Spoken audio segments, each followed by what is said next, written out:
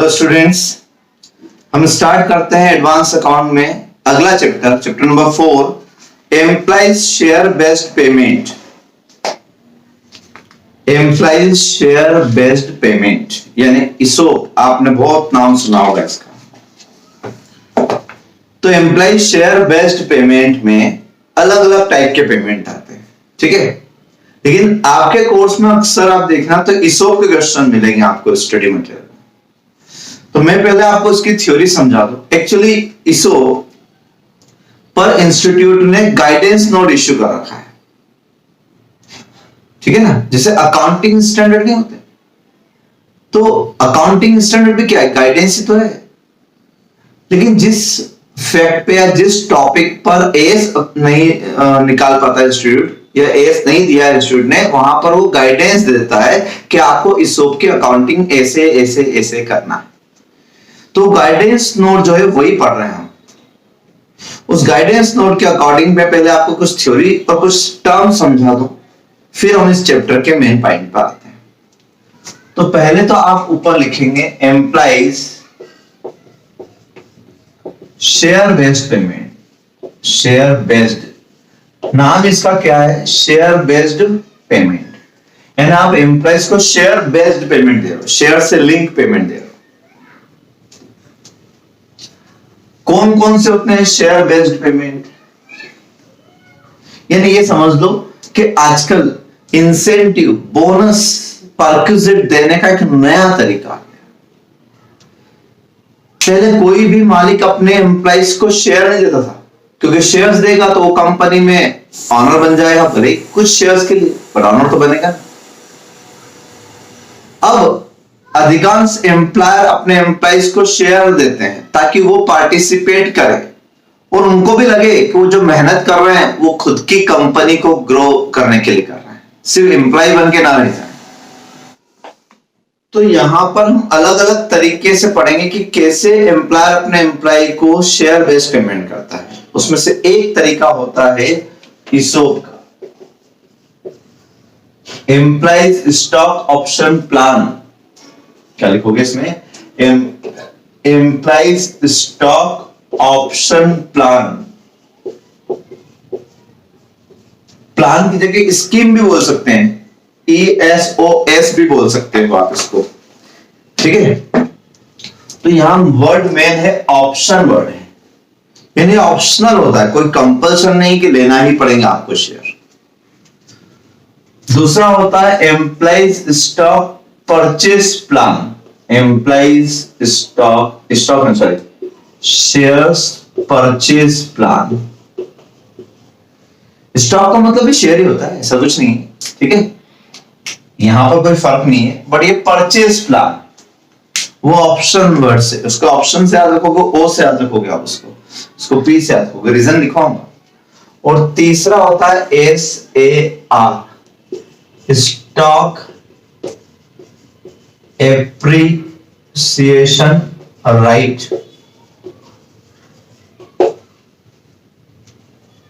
Stock appreciation right, ये कहीं पढ़ा है अगर याद आ जाए तो ये याद आना चाहिए। सैलरी हेड में याद करना है, क्वेश्चन क्या था सैलरी हेड में कि स्टॉक की शेयर की प्राइस उसकी बढ़ गई थी तो उतना उसको कैश मिला था, स्टॉक एप्रिसिएशन यही वर्ड था वहां पर। तो अब इन तीनों में डिफरेंस कैसे करेंगे। तो पहली बात तो ये कि सार जो है ये आपके कोर्स में ही नहीं है, आप देखना कहीं स्टडी मटेरियल में आपको इसको दूर दूर तक कोई क्वेश्चन नजर नहीं आएंगे, ये CA फाइनल में। तो हम इसकी बात नहीं करेंगे, लेकिन फिर भी इसका मीनिंग मैं आपको लिखवा रहा हूं। यहां आप लिखेंगे कि under this scheme amount payable to employ if stock means share price of company appreciated at certain level,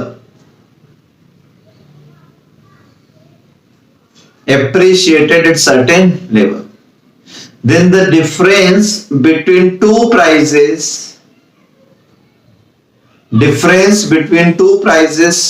payable to employees in cash और बाय इश्यू ऑफ शेयर्स, ये होता है। तो स्टॉक एप्रिसिएशन ऑप्शन नहीं, ये राइट है, अधिकार है उसका लेने का। आज अगर कंपनी ने अनाउंस किया है कि आज कंपनी के शेयर की प्राइस 300 रुपए, कितनी है 300, और आज से ठीक 1 साल बाद अगर इसकी प्राइस एप्रिशिएट होती है तो all employees will be awarded difference amount in cash. हम सबको एप्रिसिएशन का अमाउंट कैश में देंगे, क्योंकि स्टॉक की प्राइस बढ़ी तो किसकी मेहनत से बढ़ी? अकेले मेरे डायरेक्टर की मेहनत से नहीं बढ़ी, प्रमोटर की मेहनत से नहीं, सारे एम्प्लॉयज पूरे मैनेजमेंट की मेहनत से। तो ये बहुत अच्छी स्कीम होती है, इससे मतलब एक मोटिवेशन भी मिलता है। एम्प्लॉयज आपके कंपनी छोड़ के नहीं जाते, इससे टर्नओवर रेशियो भी कम हो जाता है एम्प्लॉयज का, क्योंकि उनको पता है कि कंपनी हमारा बहुत ध्यान रखती है, हमें अलग अलग तरह से पेमेंट देती है। तो एक तरीके से बोनस का नया तरीका हो गया। यही हमने वहां परक्यूजिट में पढ़ा था कि जितना difference paid by employer to employ होता है, तो anything paid by employer to employ is taxable under salary, वो इसीलिए परक्यूजिट है। तो जितना स्टॉक एप्रिशिएट होगा, डिफरेंस बस 300 की जगह 350 को, तो 50 रुपए के हिसाब से कितना एप्रिसिएशन हुआ? 50 पर शेयर। अब कितना देंगे? ये तो एक शेयर में हुआ, तो हर एम्प्लॉय की उनकी कैटेगरी के हिसाब से, वो क्लर्क है, मैनेजर है, किस लेवल का एम्प्लॉय, उसके हिसाब से उनके नंबर ऑफ शेयर्स डिसाइडेड रहते हैं कि आपको 1000 शेयर्स के बराबर एप्रिसिएशन मिलेगा। तो 1000 इंटू 50, 50,000 मिलेगा। दूसरा मैनेजर 2000 के लिए इंटाइटल था, तो 2000 इंटू 50, तो ऐसे ऐसे उनको इंसेंटिव मिलेगा। तो स्टॉक एप्रिसिएशन राइट ही होता है, ठीक है। तो यहां नीचे लिख लो, not in IPCC intermediate course, ठीक है। वैसे यहां तो मुझे जहां तक मालूम है, मॉड्यूल में स्टडी मटेरियल में चैप्टर का नाम शेयर बेस्ड पेमेंट है ही, स्टडी मटेरियल में इसका नाम ही सो ये है तुम्हारे कोर्स में, बट मैंने इसका शेयर बेस्ड पेमेंट नाम रखा ताकि हम दोनों तीनों बातें एक साथ समझ सकें, है ना। अब हम आते हैं इस पर, सेकंड वो हम बाद में लिखते हैं, तो वही तो मेन है। अब हम आते हैं इसमें, इसमें आप लिखोगे, तो यहां हम लिखेंगे in case company make public offer the IPO, public offer, IPO FPO जो भी है, public offer of shares, then company reserve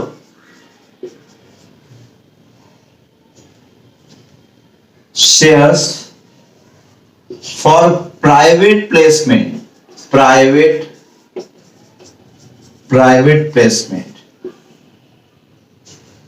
company reserve shares for private placement to be issued at concessional rate, concessional rate to its employees,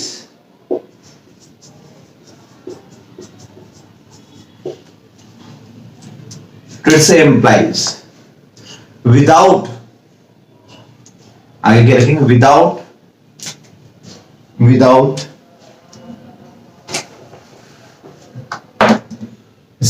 without pre-vesting condition, without pre-vesting condition, but there may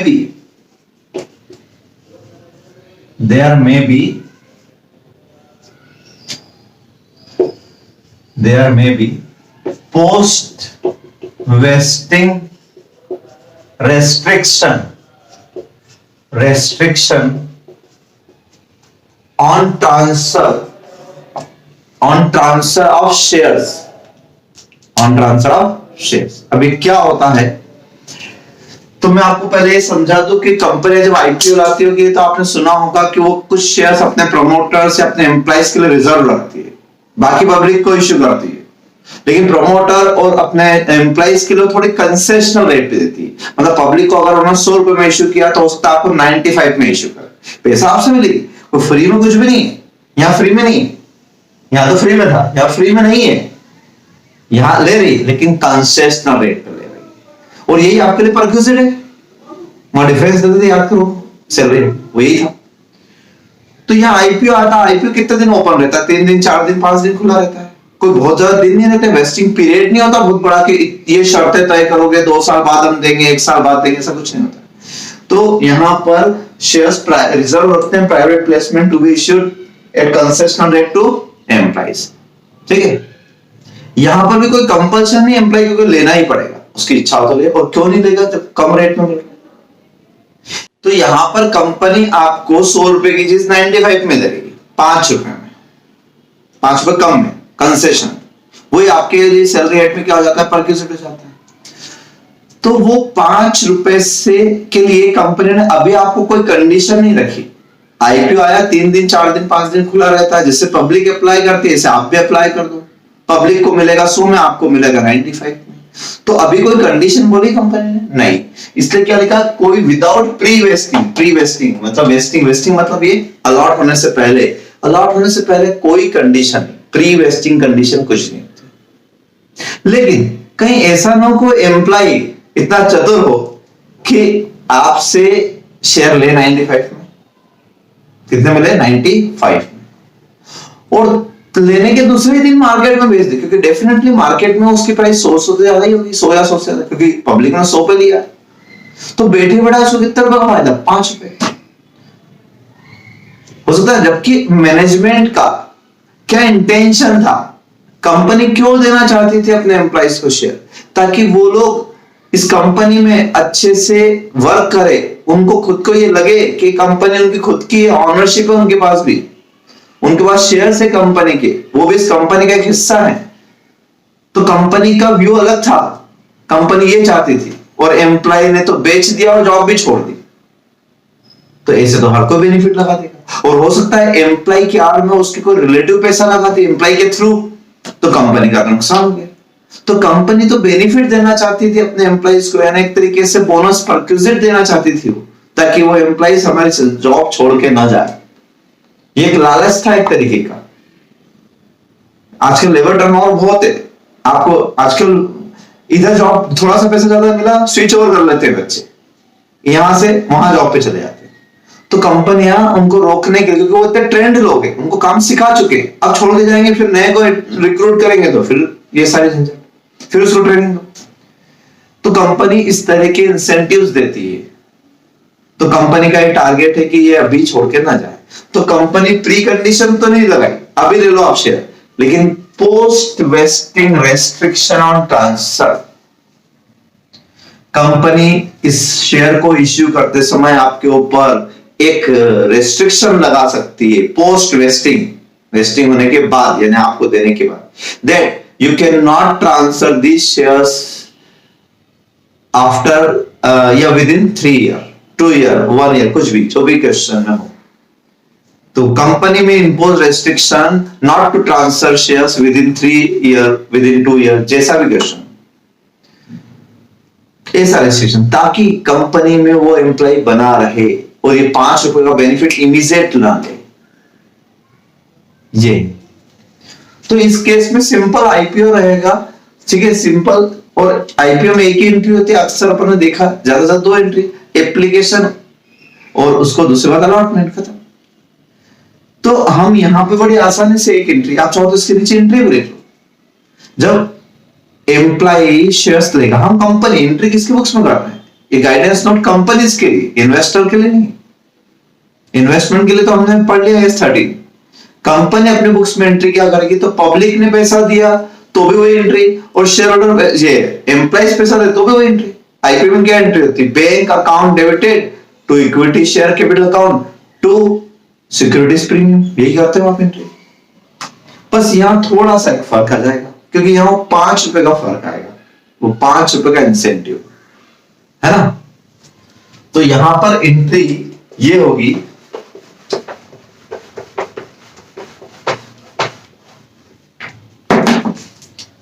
bank account debited पैसा आएगा आपको 95, और employees compensation account ₹5। क्या बोलते हैं इसको? Employees compensation account या employees cost. PNL में हेडिंग नहीं होता है एम्प्लॉइज बेनिफिट कॉस्ट। उसको सैलरी दी, उसको अलाउंसेस दिए, उसको परक्विजिट दिया, उसको बेनिफिट दिए, सारे उसे हेडिंग में आते हैं, तो ये वहीं जाके डेबिट होगा। तो ₹5 एक तरीके से हमारी ओर से उसको परक्विजिट है, बेनिफिट है। उसका नाम आप एम्प्लॉइज कंपनसेशन अकाउंट रखो या एम्प्लॉइज कॉस्ट रखो, कुछ भी रखो। सैलरी एक तरीके से सैलरी अकाउंट डेबिट करते हैं कि नहीं, salary account debited to bank base.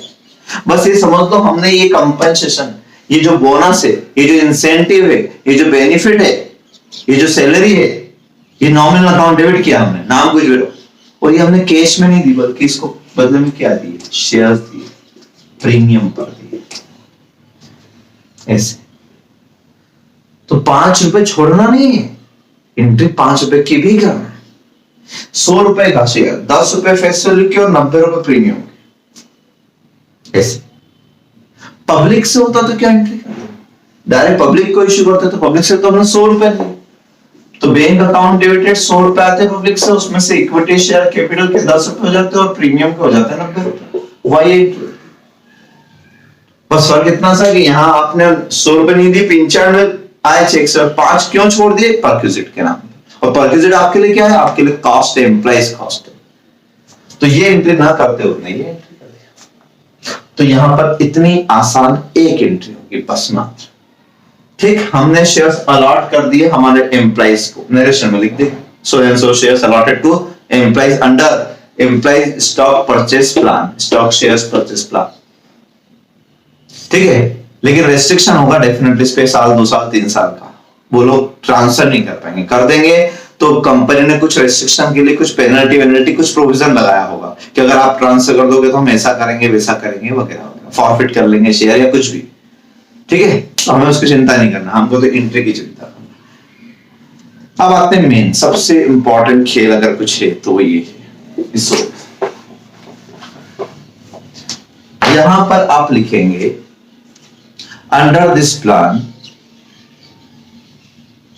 there is some vesting conditions, there is some vesting conditions which are to be fulfilled, prior to exercise of option. There are some vesting conditions which are to be fulfilled prior to exercise of option. It means it is pre-vesting condition. It is pre-vesting condition. तो यहां pre-vesting नहीं होता, लेकिन यहां pre-vesting condition. For example, लिखो continuous service of 3 years. Continuous service of 3 years. Bracket close. तो इसमें ऐसा रहता है कि ये शेयर्स किसको मिलेंगे? कुछ कंडीशन दी होगी कंपनी की तरफ से, प्री वेस्टिंग, एक्सरसाइज करने से पहले कुछ कंडीशन फुलफिल करना है। और वो कंडीशन कैसी? मैंने एग्जांपल लिखा है कंटिन्यूअस सर्विस ऑफ 3 इयर्स, यानी जो लोग हमारी कंपनी में 3 साल तक कंटिन्यूअस बने रहेंगे वो 3 साल बाद हमारे शेयर ले सकेंगे। तो लेंगे बाद में, एक्सरसाइज बाद में करेंगे, अभी नहीं, आफ्टर 3 ईयर। तो एक्सरसाइज करने से पहले उनको कुछ कंडीशन फुलफिल करना पड़ेगी, pre vesting condition. Then they are entitled to subscribe for shares. ठीक है, तो फिलहाल आपने यहां तक लिख लिया, फिर आगे लिखेंगे there may be no post vesting condition. There may be no post vesting condition. Post vesting condition कुछ भी नहीं होती, 3 साल बाद आप शेयर लेके बेच देना वो चलेगा, लेकिन अभी प्री वेस्टिंग कंडीशन इंपॉर्टेंट। ठीक है, तो there may be no post vesting condition. ठीक, अब ये यहां थ्योरी इतनी पढ़ेंगे, आपने सिर्फ इतनी सी बात समझ लो आगे। और एक लाइन लिख लो, चलो एक लाइन को लिख लो, it is optional to subscribe for shares, not obligation, not obligation. बस, तो राइट, ये ऑप्शनल है, आपकी इच्छा हो तो लेना वरना मत लेना। कोई जरूरी नहीं, ठीक है ना। अब वर्ड पढ़ लेते हैं, अब सारी हम टर्मिनोलॉजी पढ़ते हैं, ठीक है। ये हो गया आपका एक थ्योरी पार्ट कंप्लीट हो गया। दूसरी थ्योरी पार्ट बुक में कहीं अपने नोट्स में लिखा है, कुछ टर्म समझाता हूं इसोप की, यही मेन क्वेश्चन होते हैं। तो इसोप स्कीम में क्या होता है, तो शेयर्स होते हैं, शेयर्स की डेफिनेशन मुझे समझाने की जरूरत नहीं है। ऑप्शन वर्ड समझाता हूं। Option means right but not obligation, अभी मैंने लिखवाया तुमको, राइट है may be exercise but not obligation, it is not compulsory to subscribe for shares, ठीक है। तो लिखा means right but not obligation granted to employ in pursuance of ESOS. ESOS मतलब employees stock option scheme, S लगा दो scheme, P लगा दो plan, to apply for shares of company at pre determined price. Price पहले से तय हो जाती है, 3 साल बाद शेयर देंगे कंटिन्यूस, लेकिन प्राइस आज तय हो जाएगी, 5 रुपए में देंगे 5 पी, भले उस वक्त मार्केट प्राइस कुछ भी। तो at predetermined price, shares can be subscribed after vesting period at pre-decided price, predetermined price. Grant means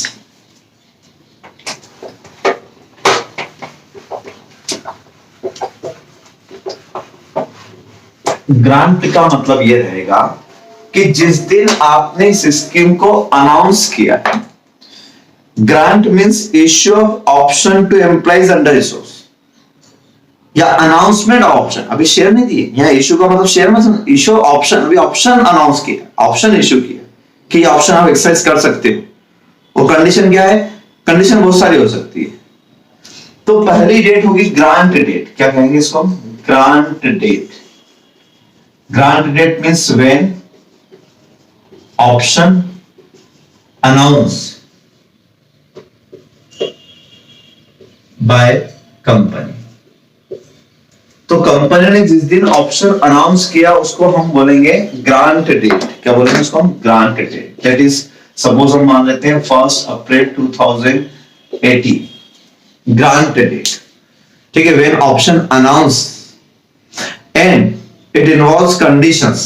अब कंडीशन क्या, तो नीचे लिखा wasting condition, means the process by which employees given the right to apply for shares. The process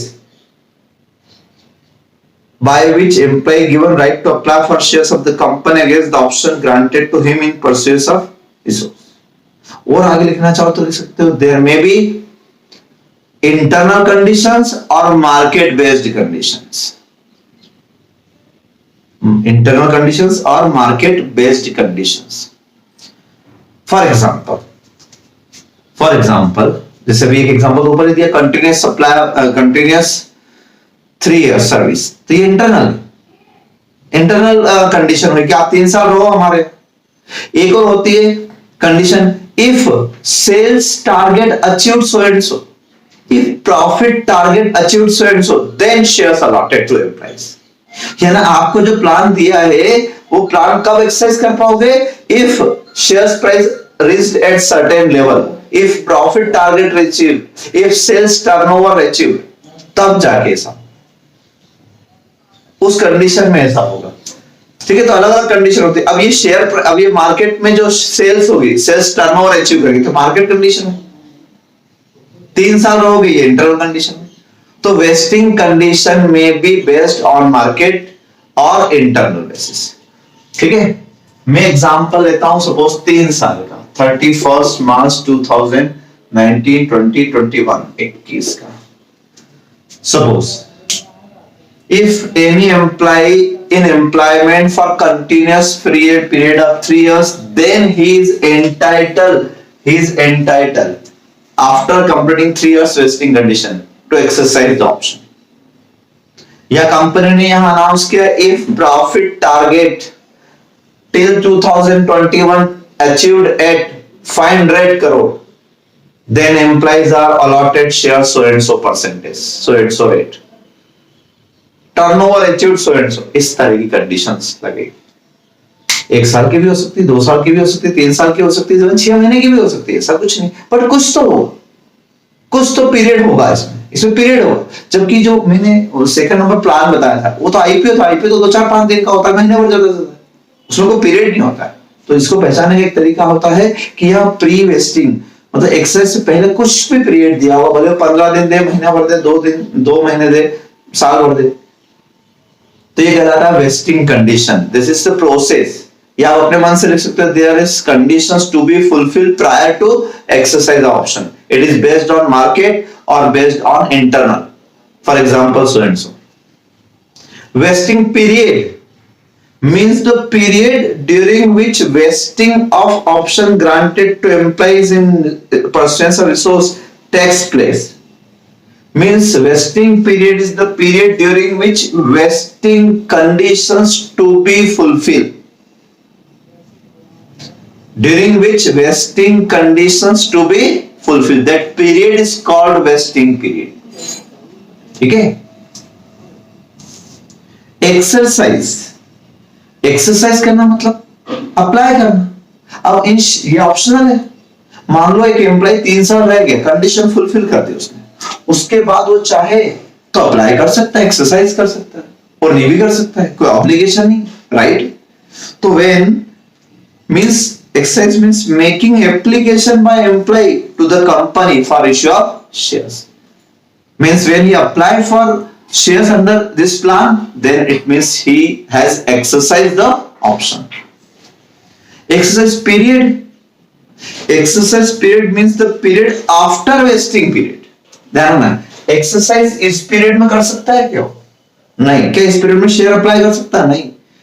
इस period में तो wasting condition चल रही है, कंटिन्यूअस सर्विस ऑफ 3 ईयर। जब तक वो 3 साल की कंडीशन फुलफिल नहीं करेगा तब तक वो एंटाइटल नहीं। तो वेस्टिंग पीरियड, ये हुआ vesting period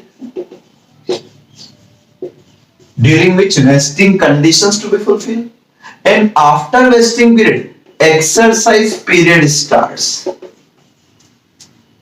exercise period means after the end of vesting period during which shares can be exercise, shares can be applied. उस पीरियड में आप शेयर अप्लाई कर सकते हो। 6 महीने का टाइम देंगे, साल भर का टाइम देंगे कि अब जिसने कंडीशन फुलफिल की है वो लोग शेयर्स के लिए अप्लाई कर दे। ऑप्शनल, आपकी इच्छा हो तो करें, नहीं तो नहीं करें। कुछ लोग करते हैं, कुछ नहीं करते। और ऐसा भी नहीं कि ये एक्सेस पीरियड खुला रहेगा, तो इसका पीरियड रहेगा डेफिनेटली 2 महीने, 4 महीने, 6 महीने, साल भर, जो भी देंगे। तो ये इसमें हमेशा एक लाइन जरूर लिखना है, it is starts after the end of vesting period.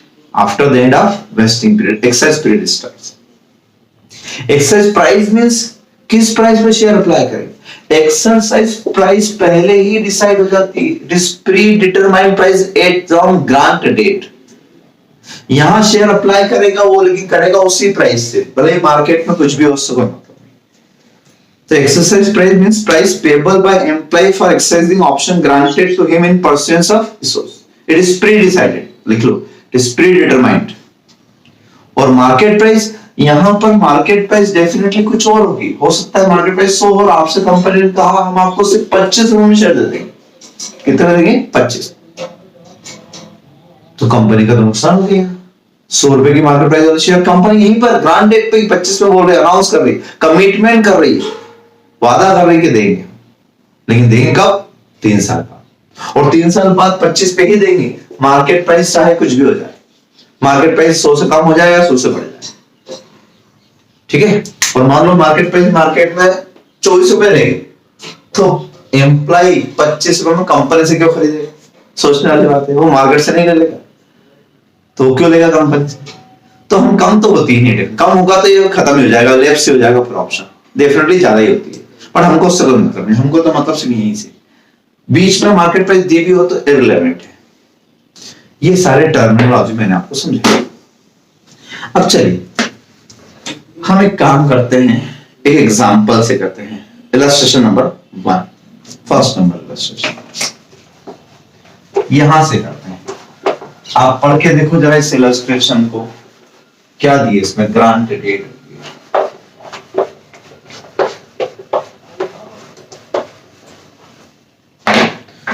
यहां पर लिखा हुआ है company has issued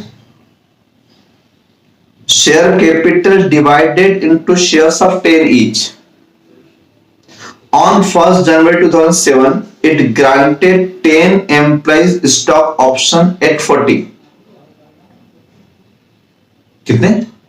on 1st April 17 it granted 10,000 stock options at 40 रुपए में, when the market price was 130.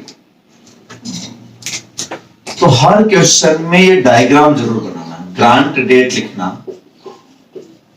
इसी दिन पर मुझे दो चीज जरूर चाहिए कि एक चाहिए कि मार्केट प्राइस और एक चाहिए कि एक्सरसाइज प्राइस। 130 रुपए का शेयर वो आपको कितने में दे रहा है? 40 रुपए में कंपनी दे रही है।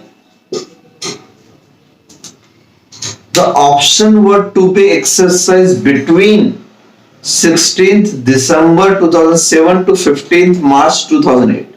ये क्वेश्चन कम पीरियड का है, वरना 3-4 साल के क्वेश्चन भी करवाऊंगा, रखेंगे। पहले आप सिंपल समझ लें, अप्रैल में स्टार्ट हुआ, ठीक है, और ऑप्शन, वर्ड ऑप्शन लिखा है तो फिर सोचते जरूरत है ऑप्शन की, फिर ये परचेस प्लान या सार तो है ही। Option were to be exercise between 16 December 16 December 7 से लेके 15 मार्च 8 यहां तक। इसका मतलब एक ही साल का क्वेश्चन है, ये तो एक साल का क्वेश्चन है। 31 मार्च 2008 ये क्लोजिंग, ठीक है। और ये पीरियड जो है ये कौन सा पीरियड है? Exercise period. इस पीरियड में एक्सरसाइज कर सकता है, सप्लाई कर सकता है। इसका मतलब ये हुआ वेस्टिंग पीरियड, ये हुआ वेस्टिंग पीरियड। अब ये फिलहाल इस क्वेश्चन में वेस्टिंग कंडीशंस नहीं दे रखी, ठीक है, तो हमें डायरेक्ट क्वेश्चन दिया। पहला क्वेश्चन सिंपल है, इसलिए वेस्टिंग कंडीशन वाला आगे करवाऊंगा। The employ exercise their options for 9,500 shares only. Option था कितना? नंबर ऑफ ऑप्शंस कितने? नंबर ऑफ ऑप्शंस थे 10,000 ऑप्शन, और 10,000 ऑप्शन में कितना? 9,500 ऑप्शन एक्सरसाइज हुए। यहां कितने ऑप्शन एक्सरसाइज किए? एक्सरसाइज 9,500 ऑप्शंस, बाकी के 500 लेफ्ट्स हो गए। लेफ्ट्स हो गए मतलब खत्म हो गए, नहीं एक्सरसाइज की, जरूरत थोड़ी ना है, ठीक है। अब आपको लिखा है the company close it's books on 31st March every year, show the journal entries. अब जर्नल एंट्री बताना, शो द जर्नल। तो ये क्वेश्चन तो एक ही साल में खत्म हो रहा है, यहां कोई क्लोजिंग कुछ आ रहा है डेट नहीं, एक ही हो, तो कहां एंट्री करना चाहिए आप बताइए? जब एक ही साल का क्वेश्चन है, इसी में वेस्टिंग, इसी में एक्सरसाइज हो रहा है, तो मैं इसमें एंट्री क्यों करूंगा वेस्टिंग पीरियड में? एक ही साल में सब काम खत्म हो जाएगा। लेकिन अगला क्वेश्चन आप देखोगे तो 2.5 साल का है, और उसके बाद वाला क्वेश्चन 3 साल का है, उसके बाद 8th नंबर भी 3 साल के, ऐसे 3-3 साल के क्वेश्चन भी। तो 3 साल के अगर क्वेश्चन आएंगे तो फिर मैं आपको अकाउंटिंग अलग बताऊंगा, ठीक है। फिलहाल 1 साल का क्वेश्चन है, तो आप इसका सॉल्यूशन में क्या लिखेंगे? अच्छा, हमेशा क्वेश्चन, सारे क्वेश्चन में ये डायग्राम बहुत जरूरी है, बहुत ही जरूरी है, ये सब चीजें लिखना बहुत जरूरी है। अब आप नीचे लाइन में लिख सकते हैं, as in the given question the vesting and exercise period comes in 1 year only, comes in 1 year only, so we can enter in books of accounts only 1 entry, that is। अब आप बताइए कि ultimate हुआ क्या इस पूरे खेल में? यहां चलते हैं। ग्रांड डेट 1 अप्रैल 7 को कोई एंट्री करने की जरूरत है क्या? क्यों नहीं करना है? क्योंकि यहां पर अभी हमने कुछ लिया दिया, कुछ पैसे आए, कुछ गया, कुछ भी हुआ, कुछ भी नहीं हुआ। कोई इनफ्लो, कोई आउटफ्लो, कोई रिसोर्सेज, कोई कैश, कोई काइंड, कोई प्रॉपर्टी, कुछ भी नहीं हुआ, कोई एंट्री नहीं करना। जब 10,000 में, अभी तो हम अनाउंस करा सेवा में कि ऐसा ऐसा आप कर सकते हो, हम 10,000 शेयर आपको देंगे 40 रुपए के रेट से। एक्चुअल लॉस कब हुआ? यहां जब 9,500 एक्सरसाइज करेंगे वो लोग, तो वो हमें पैसा कितना देगा? तो आप एंट्री करेंगे सीधे सीधे इस एक्सरसाइज पीरियड में, 16 दिसंबर से लेके 15 मार्च तक एंट्री करेंगे। बैंक अकाउंट डेबिटेड, पैसा आएगा आपके पास 9,500 @40, 40 रुपए के रेट से आएगा, क्योंकि प्री डिसाइडेड रहता है। ये सब क्या रहता है? प्री डिसाइडेड रहता है। प्राइस बाद में बदलते नहीं है, 40 तो 40 ही है। 3,80,000 रुपए देंगे लोग, जो अप्लाई करेंगे वो लोग देंगे, जो अप्लाई नहीं करेंगे वो क्यों देंगे? और इनकी 500 की हमने यहाँ कोई एंट्री की थी क्या? होती एंट्री तो रिवर्स करना बताऊंगा, तो आगे क्वेश्चन करवाऊंगा, यहाँ एंट्री कराऊंगा तो रिवर्स करूंगा। जब मैंने वहां एंट्री नहीं की क्योंकि क्वेश्चन 1 साल का था, तो मैंने सीधे सीधे एक्सेस पीरियड में एंट्री कर देना है, बैंक अकाउंट डेबिट। ठीक है, लेकिन equity share capital and securities premium share 10 रुपए का, ये बात तो क्लियर लिखी हुई है क्वेश्चन, 10 रुपए का शेयर है, देख लो आप फेस वैल्यू। तो 9,500 इंटू 10, 9,500 इंटू 10 यानी 95।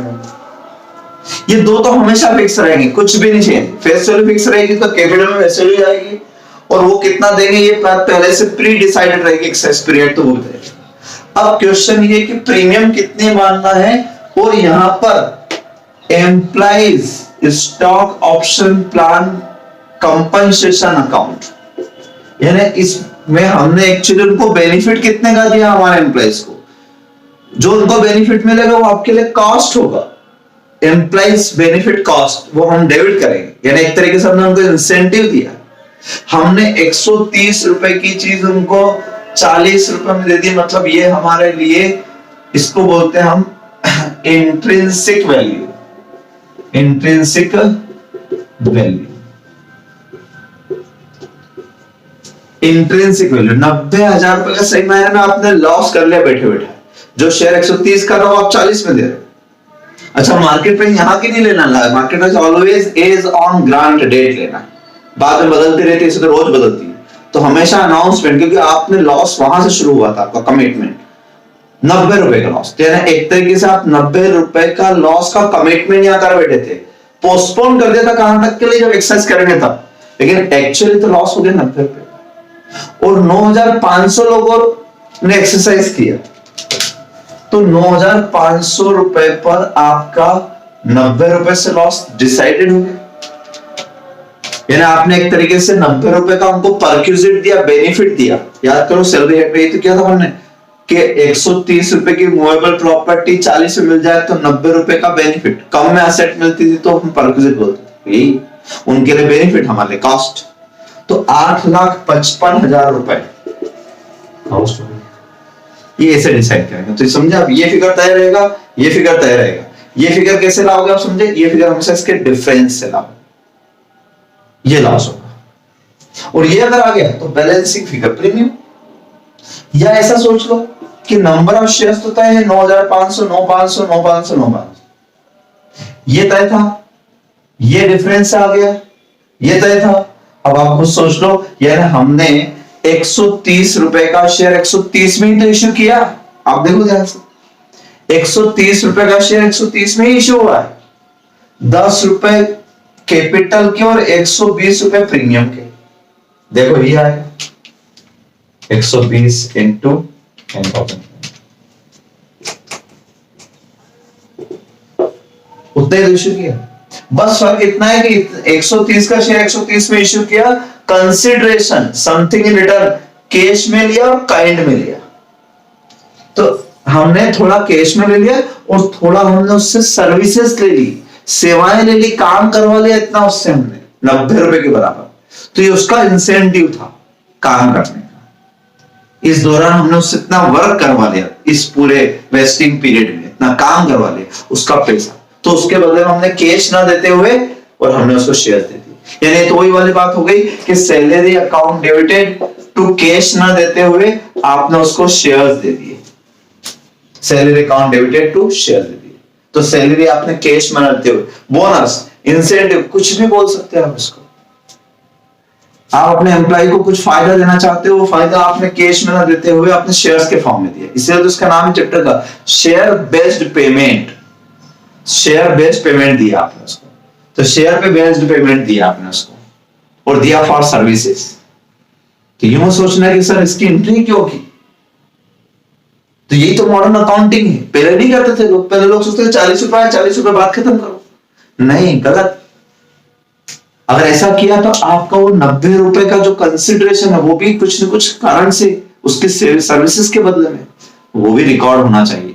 अगर आप सीधे 40 से एंट्री कर दोगे, 10 रुपए कैपिटल के 30 रुपए प्रीमियम के, एंट्री हो जाएगी, बैलेंस शीट मैच हो जाएगी, लेकिन कंसेप्चुअल गलत होगा। यही तो अकाउंटिंग में सिखाया गया है गाइडेंस नोट में, ठीक है। The difference between market price and exercise price is treated as intrinsic value of option. उस ऑप्शन की वैल्यू थी, that is loss variable, that is bonus to और incentive to employees, we should be debited. तो अगर 1 साल का question है तो आपको इस तरीके से बड़े आसानी से करना है। ये एंट्री में सभी क्वेश्चन में कराऊंगा आपको, जितने क्वेश्चन नजर आ रहे हैं। चैप्टर छोटा ही है ना, लेकिन लॉजिकल है और आएगा इसी में से क्वेश्चन, कुछ भी इससे बाहर नहीं आता। कहीं किसी बुक में आप देख लेना, इससे ज्यादा क्वेश्चन नजर नहीं आएंगे आपको। मैं तो फिर भी आरटीपी वगैरह सबके ढूंढ के लाके लिख दिए, ऐसे वैसे सबके आ गए इसमें, ठीक है। चलिए अगले लेक्चर में हम थोड़ा सा और बढ़ने की कोशिश करेंगे। अभी आपको क्या करना है, अभी आपको करना है इसी के जैसा क्वेश्चन नजर आएगा पीछे, क्वेश्चन नंबर 4, क्वेश्चन नंबर 4 कर लेना। कौन सा कर लेना? क्वेश्चन नंबर 4, ठीक है। बस एक क्वेश्चन नंबर 4 कर लेना, बस एक क्वेश्चन दे रहा हूं। तो फर्स्ट मैंने करवाया, फोर्थ आप करेंगे। और हाँ, एक एंट्री और, ये तो 15 मार्च तक के, 31 मार्च आया। ये नॉमिनल अकाउंट है। ये कौन सा अकाउंट है? नॉमिनल सैलरी अकाउंट है ना, तो कहां ट्रांसफर होगा? पेन। तो इसके नीचे आप 31 मार्च को एक एंट्री और कर देंगे, क्या? Profit and loss account debited to ESOP compensation account 8,55,000। दो एंट्री काम, nominal account transfer to pen, simple logic. तो ये 2 क्वेश्चन आप करें, फर्स्ट नंबर भी, और मैं तो कहता हूं इसको भी रिवाइज करना है। एक ही तो एंट्री है, कौन सी देर लगेगी, प्रैक्टिस हो जाएगी, क्वेश्चन कम है हमारे पास। तो फर्स्ट एंड फोर्थ 2 नंबर, फिर आगे बढ़ते हैं।